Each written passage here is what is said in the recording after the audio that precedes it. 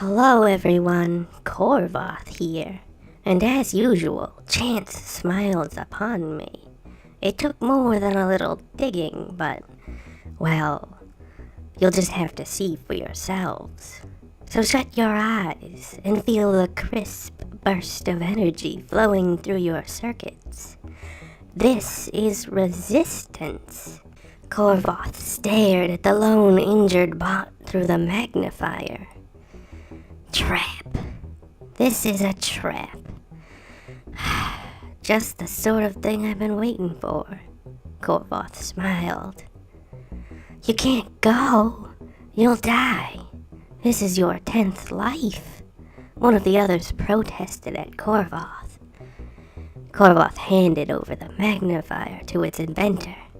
He gathered a few bots to pay and supply with batteries on this trip, and the past few before it, giving each of them all the tools and supplies they'd requested to help insulate himself from sporadic attacks. Much to Korvoth's surprise, Lothrin's little tactic worked most of the time.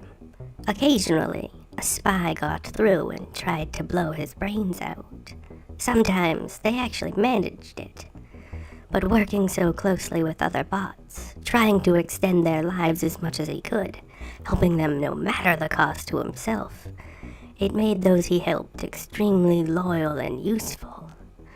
These days, the moment Korvoth set foot in a Foundry, he was recognized and beset by loyal bots, long before he had the chance to utter his name. Lothrin, you see, is very smart. Go back to base. Take all of the inventions and transport them away. Sell some if you have to. I'll buy you the time you require.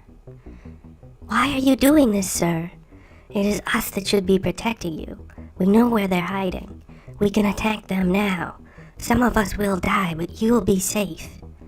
No, Korvoth replied, checking his gear and his weapons. You are limited to 10 lives. I am not. So the responsibility of protection lies on my infinite shoulders.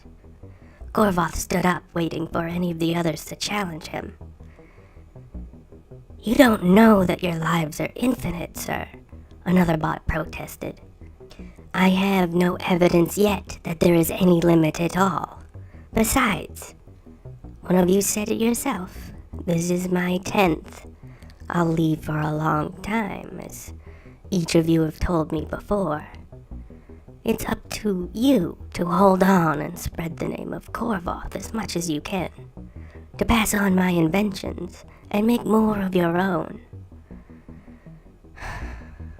It is my time to go. Korvoth reached out to the newest bot as he passed him. Button.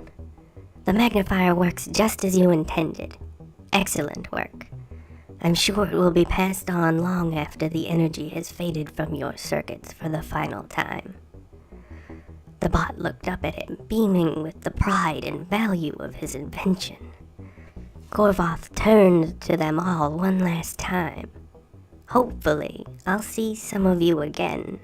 If not, good afternoon, good evening, and good night. And with that, he leapt out of the fortifications, off to see another bot about his destiny.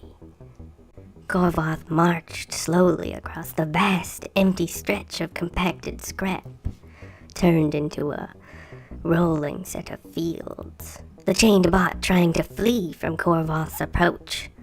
Please, you shouldn't have come here, the bot pleaded when Korvoth arrived. It's okay, I'm going to free you.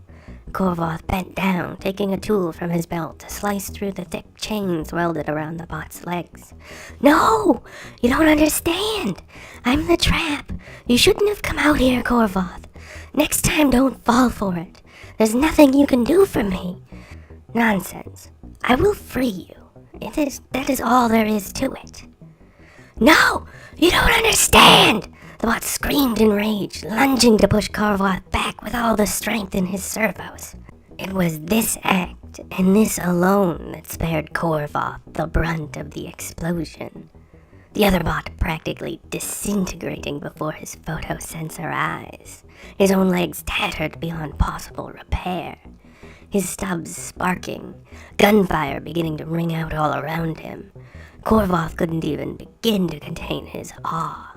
He crawled to the item that held every last iota of his attention. How can this be? The explosion had uncovered as he asked of himself. I transcribed the codex myself, deciphered every last word and number. This has to be what Lothran asked me to research in the book. But how? How is it here? Korvoth reached out, gripping the empty, depleted true core frame, so that he held it in both hands as close to his static-filled photosensors as possible. Korvoth, you've got quite the bounty on your head. I'm sure there will always be industrious bots like me and my men, hunting you down to turn a profit. Several bounty hunters aimed pistols in Korvoth's direction. You have anything to say for yourself? Korvoth reached into his cracked and split-apart chest cover, going through the correct sequence for the bomb he'd installed in there. This changes everything, Korvoth exclaimed before exploding, taking all of them with him. And it did change so many things. But, unfortunately, that's a tale for another night. A pleasant greeting and a fond farewell to each and all. Please leave all your comments, questions, and kindnesses down below. Don't you let me catch any of you leaving any of that awful rude or mean stuff, though. You keep all that refuse to yourselves, you got it? Remember to like, share, and subscribe to help us learn, spread, and grow. And don't forget, we strongly encourage each and every one of you to do your absolute utmost to stay safe out there.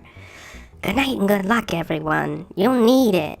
Bye-bye, everybody. Bye-bye. See you again next Sunday for another episode of Foundry. Bye-bye-bye-bye.